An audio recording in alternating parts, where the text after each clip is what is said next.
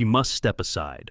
That electrifying demand rang out across the bustling streets of Bangkok under the first light of dawn, instantly drawing shaken gazes and resolute chants from thousands of protesters. The air felt charged with indignation as people from all walks of life, some wrapped in transparent raincoats against the heavy downpour, took to the sidewalks and intersections. Their collective cry, a call for Prime Minister Paetongtarn Shinawatra to resign. Spontaneous flags fluttered under the torrent of the monsoon season, and the energy on the ground crackled with an almost tangible tension.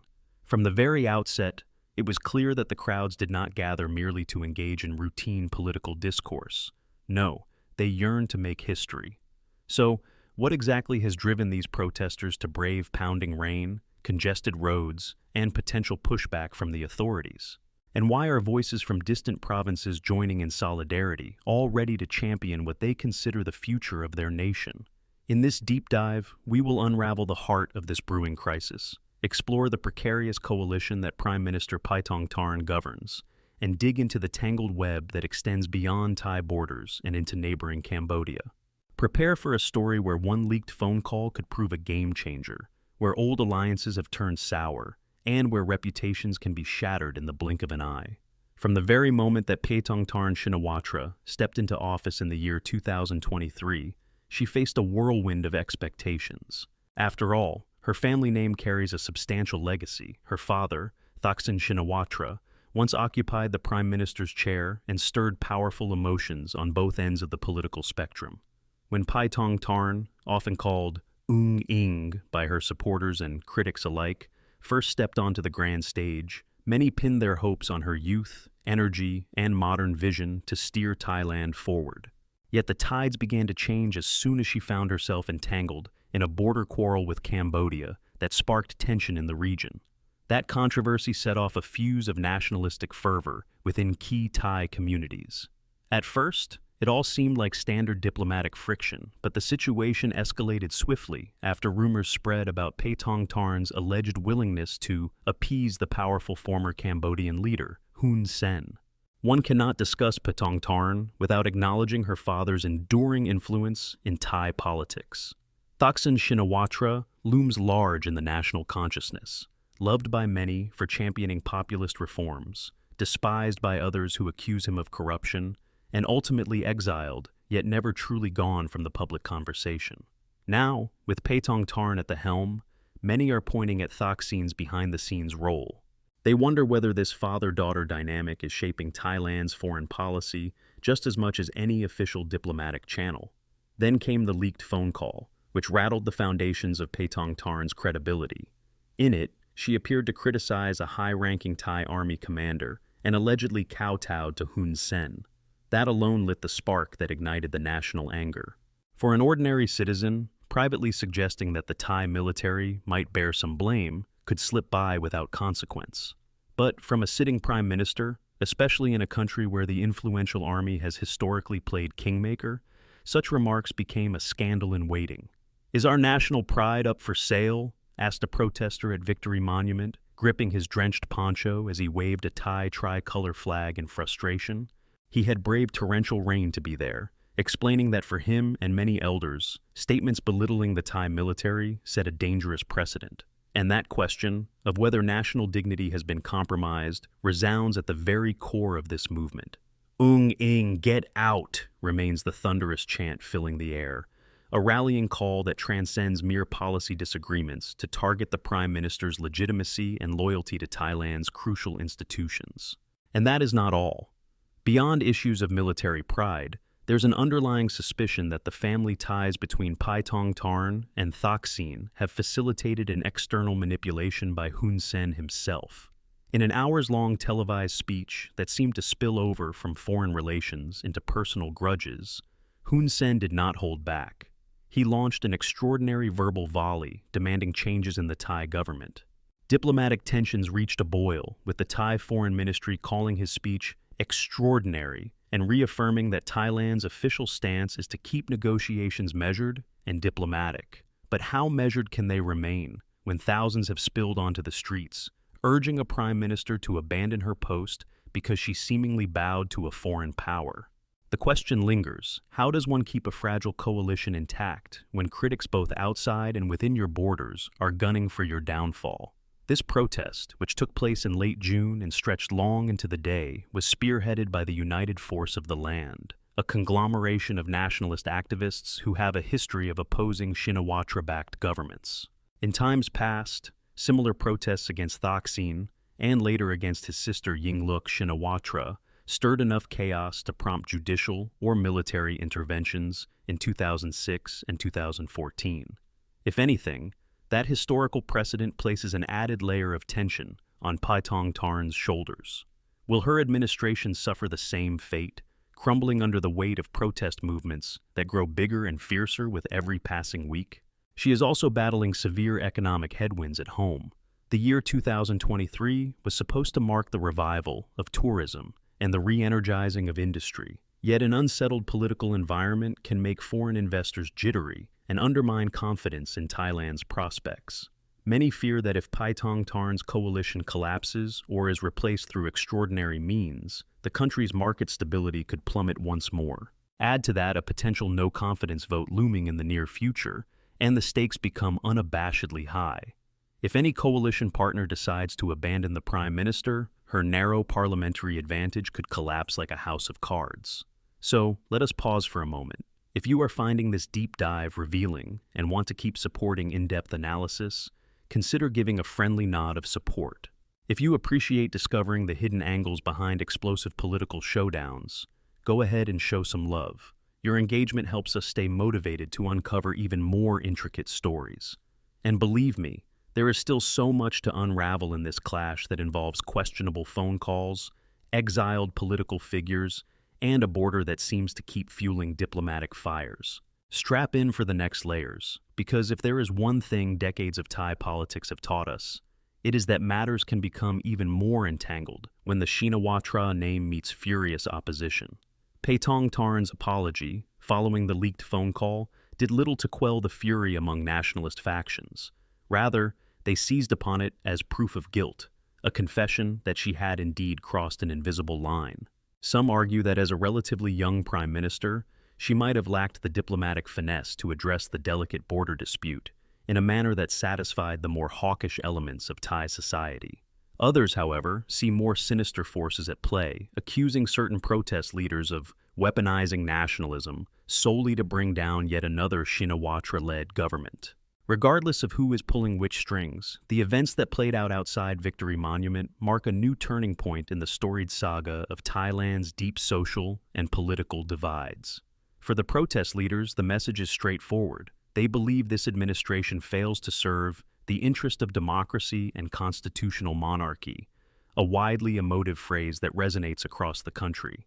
In their official statement, they called upon remaining coalition parties to part ways with Paetongtarn immediately. Doing so would ostensibly preserve the dignity of both the parliament and the monarchy. For the Prime Minister, none of this is new territory. She has witnessed, from a very young age, how her father's policies triggered mass mobilizations that ultimately aided military interventions, dethroning his administration. Now, the question becomes whether she can transform that painful family history into lessons that help her maneuver the political minefield. Votes of no confidence loom ominously on the horizon, and suspicion runs rampant.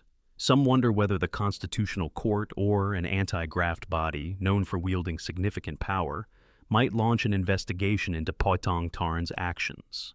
These bodies have historically proven they can send shockwaves through Thai politics with rulings that upend governments. Indeed, the slightest sign of impropriety or breach of conduct could land Paetongtarn in a swirling ocean of legal battles, effectively derailing her leadership. Meanwhile, the average Bangkok resident grapples with inflated costs of living and wonders if idealistic rhetoric can really address the more pressing concerns.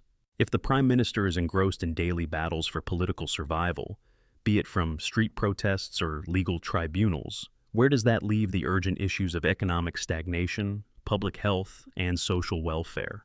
Military coups are an unfortunate part of modern Thai history. Though not inevitable, the echoes of 2006 and 2014 reverberate strongly among both politicians and citizens. Dramatic moments like the one unfolding at Victory Monument can serve as preludes to a more significant shift.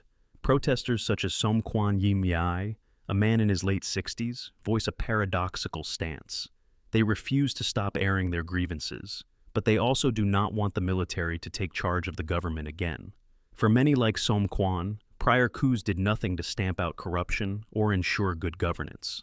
This peculiarly Thai conundrum, fervent protests against a government intermixed with an equal reluctance for a coup, reflects a society still searching for the right path forward.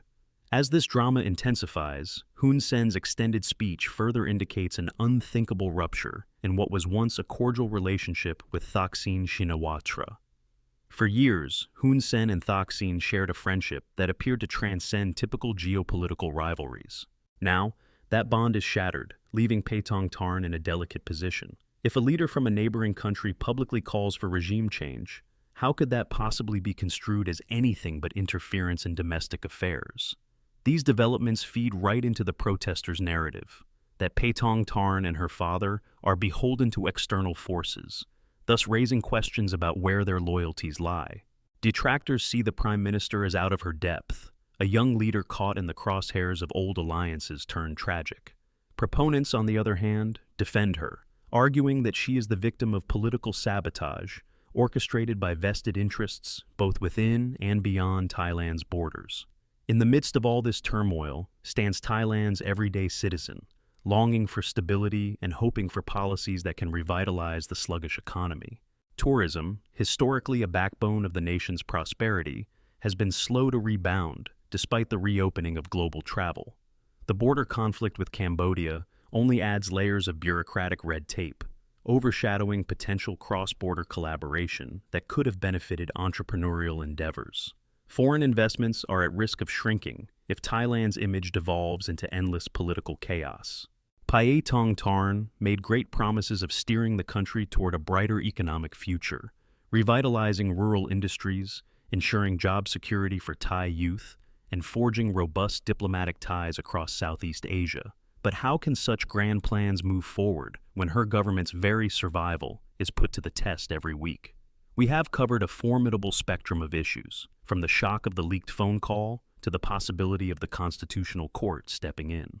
If you find these political twists and turns as riveting as we do, consider giving a friendly push of support right at this juncture. Your simple show of enthusiasm encourages the continued deep dives that illuminate the complexities lurking beneath the usual headlines. After all, these stories are not just about one politician. They are about the very soul of a nation grappling with identity, history, and the search for a balanced future. With that said, let us connect a few more dots. The United Force of the Land, a group that unites nationalist factions historically hostile to the Shinawatra clan, has proven remarkably organized. Their rally at Victory Monument might not have toppled the government in one grand swoop, but it has certainly sent a message of defiance. Those calls, "Ing, get out," coupled with references to ancient Thai glories and national pride, hold powerful sway over many citizens who recall their country's storied past of resilience. But how strong is the rallying cry really? Will it lead to critical cracks in Paetongtarn's coalition government? The Boomjai Thai party has already left, and observers are closely watching to see whether other parties will follow suit. Surviving on a wafer-thin majority can be done, but it is often a recipe for unrelenting political horse trading, especially when external players, like Cambodia's former leader, are metaphorically fanning the flames. The final question might well be, is Thailand on the brink of another era-defining shift, or will Paetongtarn manage to navigate the internal strife long enough to implement real reforms? Some claim her downfall is inevitable, pointing to the wave of negative press and the historical pattern of Shinawatra-led administrations collapsing under pressure. Others posit that the new generation, sympathetic to her fresh approach, might yet strengthen her rule if she can maintain composure and deftly address the protesters' core anxieties. But even if she endures, the border dispute remains a smoldering issue in the background, threatening to reignite with each small diplomatic misstep. In the weeks ahead, as political watchers scrutinize every parliamentary session and every legal petition that could challenge the Prime Minister's authority, one certainty remains. This is a riveting, high-stakes chapter in Thai history. The monarchy, the military, and the masses all make up different pieces of a puzzle that can be rearranged in unexpected ways. Paetongtarn Shinawatra stands in the middle, trying to steer a boat rocked by fierce gales and undercurrents. Will she keep her grip on the helm, or will another wave of dissent, like those staged in massive protests of the past, ultimately capsize her administration? What is beyond doubt is that the eyes of Southeast Asia are fixed on this drama, closely observing how a flamboyant yet troubled nation might again be forced to pivot. Some analysts believe that if the Prime Minister somehow repairs relations with the powerful army leadership and reasserts Thailand's stance in the border dispute firmly, she might calm at least a fraction of the storm. Yet the question of trust remains. Can one phone call, one apology, and a flurry of protest rallies forever change the trajectory of a Prime Minister's tenure? As the sun sets on Victory Monument, the banners come down for the night, but the tension remains anything but lifted. Each day, more reports surface, more commentary floods social media, and more rumors swirl about deals cut in back rooms. It is a storyline that feels far from complete. Even as we conclude this exploration, Thailand stands on a precipice, with the next days and weeks poised to either clarify or complicate the political landslide. Will we see yet another sudden coup, a dramatic dissolution of parliament orchestrated by judicial decree, or a surprising show of resilience by a prime minister forging a path out of discord? Only time will tell whether these thousands who have marched through the rain, chanting for Paetongtarn to depart, will look back and see their rally as a defining turning point, or simply the beginning of a larger movement. Thailand's democracy, like the torrential monsoon rains, remains a force capable of both rejuvenation and destruction. In this saga of shifting alliances, jobless youths, boundary disputes, and an ever-curious global audience, one truth shines unambiguously bright. The story of Bangkok's streets will always be shaped by the passions and fears of its people, determined to speak out against any leader they feel has let them down.